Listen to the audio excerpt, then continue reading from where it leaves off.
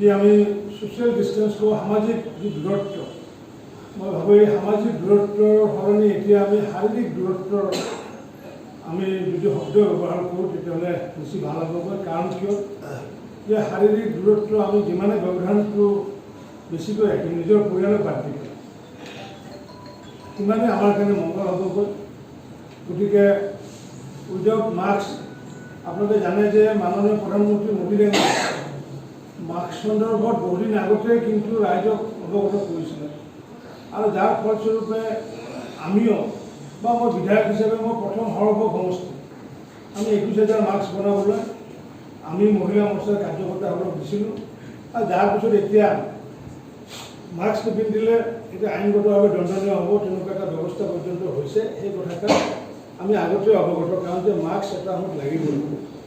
আৰু এই ৰোগৰ পৰা যে আমি অতি শীঘ্ৰেই যে আমি ৰক্ষা পাম তেনেকুৱা কথা নাই।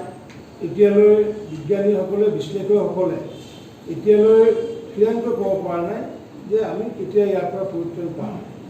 যেতিয়ালৈ ভেকচিন নোলায়, যেতিয়ালৈ প্ৰতিষেধক নোলায়, তেতিয়ালৈ আমি আমাক যি চৰকাৰে যি নীতি নিয়ম বা চিকিৎসকে যি নীতি নিয়ম বান্ধি দিছে, সেই বান্ধি দিয়া নীতি নিয়মসমূহ কঠোৰভাৱে আমি পালন কৰিব লাগিব। আৰু এইটো অকল চৰকাৰে নহয়, আমি সমাজৰ ব্যক্তিসকলে, বিভিন্ন বৰ্গৰ ব্যক্তিসকলে, বিভিন্ন স্বেচ্ছাসেৱী সংগঠনসকলে এতিয়া স্বতঃস্ফূৰ্তভাৱে এইখিনি চেষ্টামূলকভাৱে কাম কৰিব লাগিব যে যাতে মাস্ক নিপিন্ধা মানুহক যাতে প্ৰশ্ন যাতে কৰিব পৰা যায়। যিসকলে বয়োজ্যেষ্ঠ ব্যক্তি, সেইসকল বয়োজ্যেষ্ঠ ব্যক্তিটো কিয় ওলাই আহিবলগীয়া হ'ল? কাৰণ চৰকাৰৰ পৰা এতিয়া আমাক এটা নিৰ্দেশনা দিছে যে শিশু আৰু বয়োজ্যেষ্ঠ ব্যক্তি যাতে কোনো কাৰণতে যাতে ওলাই যাতে নাহে।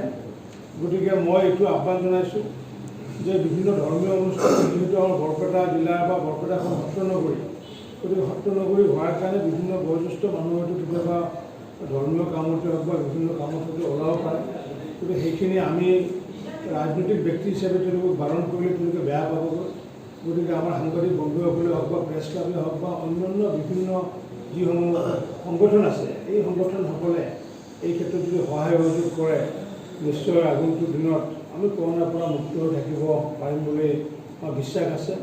এতিয়ালৈ বৰপেটা জিলা কৰোণাৰ পৰা আমি মুক্ত হৈ আছোঁ, আৰু আগন্তুক দিনতো যাতে যেতিয়ালৈ এই ভাইৰাছৰ সংক্ৰমণ শেষ নহয় সমগ্ৰ অসমতে হওক বা ভাৰতবৰ্ষতে হওক, তেতিয়ালৈ যাতে আমি আশা ৰাখিছোঁ যাতে আমি যাতে এটাও যাতে